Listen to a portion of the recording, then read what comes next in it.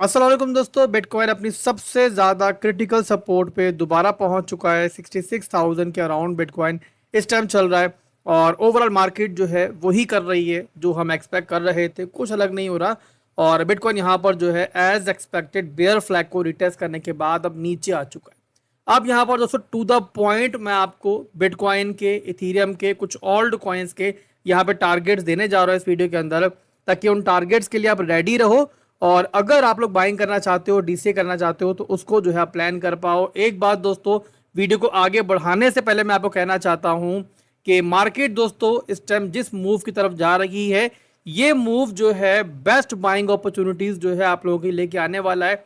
लोग जो है इसको देखकर पैनिक होंगे, लोग देखकर इसको बहुत ज्यादा बेरिश हो जाएंगे, बट यही मूव होगा जो कि पैसा इंशाल्लाह हमारा बनवाएगा। तो रेडी रहो अपने कैश के साथ, अपने स्टेबल्स के साथ, और इंशाल्लाह नीचे जो है पूरी ट्राई करूंगा कि आपको ठीक टाइम पे बाइंग करवा पाऊं। एनीवेज, वीडियो को स्टार्ट करते हैं दोस्तों बिना किसी देरी के।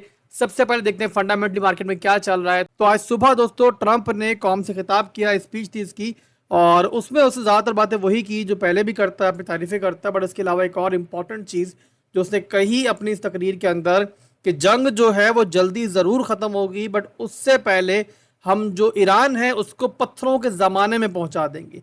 तो जो लोग एक्सपेक्ट कर रहे थे, जो लोग सोच रहे थे कि भाई जंग जो है वो अब ख़त्म होने जा रही है और जो स्ट्रेट ऑफ हॉर्मुज़ है वो यहाँ पे खुलने जा रहा है, तो बहरहाल वो उम्मीदें जो है वो ख़त्म हुई। और उसके फौरी बाद हमने देखा कि ऑयल की प्राइस जो है वो जंप हुई, और उसके बाद जो है फिर देखा हमने कि बिटकॉइन जो है एज एक्सपेक्टेड, जो कि मैं आपको बहुत देर से बता रहा हूँ कि जब भी ऑयल पंप करे समझ जाना कि बिटकॉइन जो है वो डंप करने जा रहा है। तो आपके सामने है कि स्पीच के फौरी बाद आज ऑयल ने बड़ा ज़बरदस्त पंप किया है और दोबारा अपने उसी हाई पे पहुंच चुका है जहां से रिजेक्शन हुई थी। और ओवरऑल 4 टाइम फ्रेम के अंदर आप देखो तो यहाँ पर एक ट्रेंड की सपोर्ट थी, ऑयल ने बहरहाल उसको होल्ड किया है, और उसी के ऑपोजिट देखो तो बिटकॉइन यहाँ पे दोबारा डंप कर चुका है। तो बार बार मैं आपको बता रहा हूँ, इससे ज़्यादा क्लियर मैं किसी को नहीं बता सकता कि देखो बिटकॉइन की शॉर्ट टर्म की movement, level to level movement को अगर जज करना चाहते हो तो उसके लिए मौजूदा वॉर सिचुएशन के अंदर क्रूड ऑयल से बेहतर जो है वो कोई इंडिकेटर नहीं है। सिंपल क्रूड ऑयल का चार्ट ओपन करो और डेली के अंदर छोड़ो, 4 टाइम फ्रेम में भी देखोगे तो यही दिखेगा कि यहाँ पे ग्रीन कैंडल बनेगी, तो यहाँ पे आपको जो है रेड कैंडल्स बनती हुई दिखेंगी। आप देखो कितनी एक्यूरेटली जो है मार्केट बिटकॉइन की जो है वो ऑयल के अपोजिट चल रही है।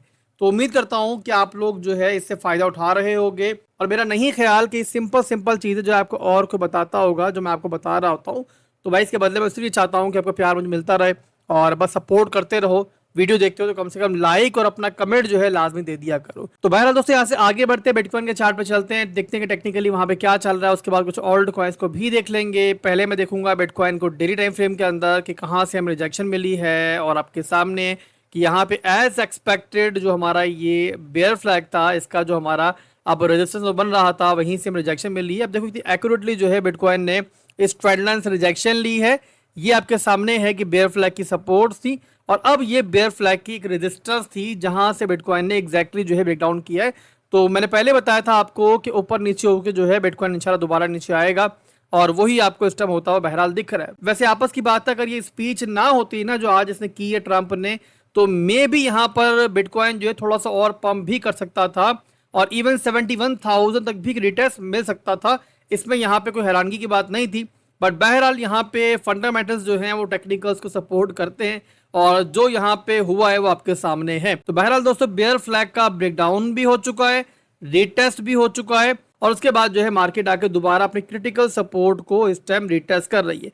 अब डेली के अंदर दोस्तों आसान जुबान में ना चीज़ों कॉम्प्लिकेट किए बगैर अब समझ लो कि यहाँ पर जितनी देर बिटकॉइन अपनी सपोर्ट होल्ड कर रहा है, बस उतनी ही देर जो है हमारी ऊपर की रेंज जो है बाकी है, और बिटकॉइन जो है इसमें मौजूद है। जैसे ही रेंज हम तोड़ेंगे डेली के अंदर, डेली क्लोजिंग जो है इसके नीचे हमारी हो जाती है, समझ आना कि उसके बाद जो है मार्केट काफ़ी स्पीड के साथ जो है आपका ये 62,000 का जो जोन है ना, इसको सबसे पहले जाके हिट करेगा, और उसके बाद फिर आपका जो नेक्स्ट लो है वो भी यहाँ पर जो है खतरे में आएगा। और आपको मैं पहले बता चुका हूँ कि सूनर और लेटर मैं ओवरऑल यही एक्सपेक्ट कर रहा हूँ कमिंग वीक्स के अंदर कि बिटकॉइन जो है वो इस बेयर फ्लैग के टारगेट्स को कंप्लीटली ना सही तो पार्शियली हिट करेगा। अब डराने के मकसद से मैं आपको नहीं बता रहा, बस आपको दिखाना चाह रहा हूँ कि देखो टेक्निकली क्या चल रहा है। तो ये आपके सामने है कि अगर इस बेयर फ्लैग के तमाम टारगेट्स जो हैं वो हिट हो जाए तो हम यहाँ पे अराउंड 40,000 तक जो है बिटकॉइन को देख सकते हैं।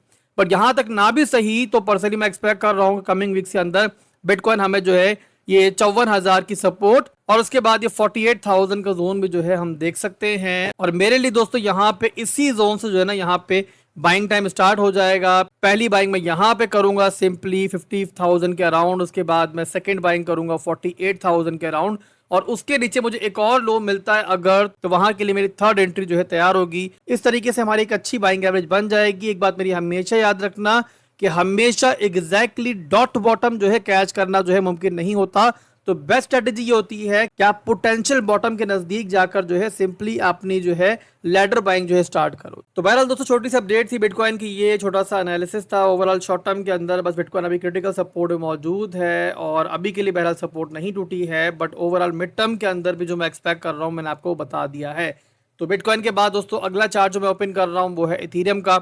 अब इथीरियम भी दोस्तों एज एक्सपेक्टेड अपनी रेंज हाई से रिजेक्शन लेता हुआ दिख रहा है जिस तरीके से हम एक्सपेक्ट कर रहे थे। और अभी यहाँ पर डेली के अंदर तो बहरहाल एक नेगेटिव यहाँ पे ट्रेंड ही है, नीचे की तरफ ही ट्रेंड है।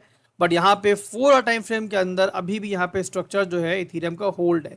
यहाँ पर देखो तो ये आपके सामने है कि इंटरनल स्ट्रक्चर के अंदर ये था हमारा हाई, ये था लो, एक ऊपर हाई बना, उसके बाद अब यहाँ पर ये सपोर्ट है जिसको आके जो है इथीरियम इस टाइम रिटेस्ट कर रहा है। और अगर एग्जैक्टली बताऊं आपको तो ये तकरीबन 2020 का एरिया ये बनता है 4 टाइम फ्रेम के अंदर। तो यहाँ पर छोटा मोटा बाउंस जो है हमें देखने को मिल सकता है, बट मिड टर्म के अंदर इसके अंदर भी मैं एक्सपेक्ट कर रहा हूँ कि ऊपर नीचे होकर जो है इसके अंदर भी आपको जो है आने वाले वीक्स के अंदर जो प्रीवियस लोज है वो रिटेस्ट होते हुए दिखेंगे, जिनमें आपका एक 1900 का एरिया है, एक 17 का एरिया है। और इवन यहाँ पे अगर हालात मजीद बुरे होते हैं तो इथीरियम यहाँ पे इससे नीचे भी आपको जो है बहरहाल दिख सकता है। तो इथीरियम के अंदर भी मिड टर्म के लिए, लॉन्ग टर्म के लिए आप लोग इन रेंजेस के ऊपर अपनी बाइंग बेड जो है वो रख सकते हो 1700 और इसके अलावा 1500 का एरिया। ओवरऑल दोस्तों इस वीडियो के अंदर मेरा मेन फोकस जो है वो आपके मैक्रो के एनालिसिस के बारे में ही है, ताकि जो मैक्रो की कंडीशन है वो आपको मालूम पड़े। ओवरऑल शॉर्ट टर्म के अंदर तो स्टिल हम रेंज के अंदर ही है।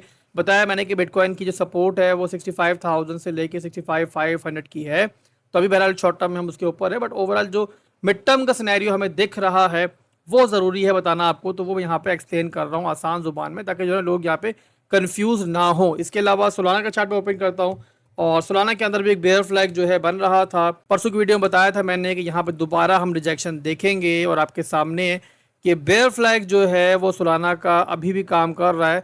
और उसके अलावा जो है यहाँ पर भी लोअर लोज लोअर हाइज बन रहे हैं, ये आपके सामने है, ये बना आपका लो, ये बना हाई, और ये यहाँ पर एक नया लो बना। फिर आपका स्ट्रॉन्ग हाई रीजन जो है अभी रिसेंट मूव के अंदर रिटेस्ट हुआ, हालांकि देखो तो विक ऊपर ज़रूर गई है, बट वो जस्ट यहाँ पे एक लिक्विडिटी हंटिंग थी, उसके बाद दोबारा हमें एक नया लो मिल चुका है।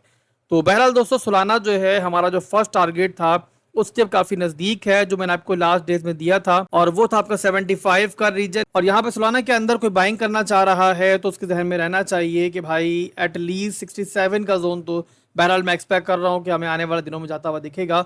और अगर ये सपोर्ट टूट जाती है, जो कि मुझे लग रहा है कि टूट सकती है, तो फिर सोलाना जो है आपको इससे कहीं नीचे दिख सकता है, क्योंकि इसके बाद जो है ना कोई बहुत बड़ी सपोर्ट जो है आपके 52 के रीजन से पहले मौजूद नहीं है। तो आपका अगर दोस्तों डेली के अंदर, वीकली के अंदर ये रीजन टूटे तो फिर ज़ाहिर सोलाना जो है आपको इससे नीचे दिख सकता है। तो अगर आप लोग बाइंग करना चाह रहे हो सोलाना के अंदर तो 67 और उसके बाद आपकी अगली बेट जो है वो होनी चाहिए 52 की रेंज के ऊपर। तो यहाँ पर अगर ये दोनों बिड्स आपकी फिल्ड आउट हो जाती हैं तो बाइंग एवरेज बनेगी आपकी इसके बीच में, और उसके बाद एटलीस्ट 2 एंट्रीज जो है आपकी स्पेयर में भी होनी चाहिए, किसी भी वर्स्ट सिचुएशन के अंदर जो है वो आपके जो है काम आएंगी। और बताया मैंने पहले वीडियो के स्टार्ट के अंदर आपको कि इस टाइम कैश जो है वो किंग है, अंधाधुंध नहीं खरीदना है, एक ही जोन में नहीं बाइंग करनी है, बस सिंपल लैडर बाइंग जो है वो नीचे के जोन्स पे आपको करनी है। तो ये ओवरऑल दोस्तों छोटी सी वीडियो थी मार्केट की। अगर आप चाहते हो मजीद ऑल्ट कॉइंस के मैं आपको डिमांड जोन्स बताऊं, अगर बाइंग वगैरह करना चाह रहे हो या फिर डीसी करना चाह रहे हो तो कमेंट में लिखो, इंशाल्लाह अगली वीडियो से बना देंगे। फिर मिलते हैं, इंशाल्लाह बहुत जल्द, दुआ में याद रखिएगा। अल्लाह हाफिज।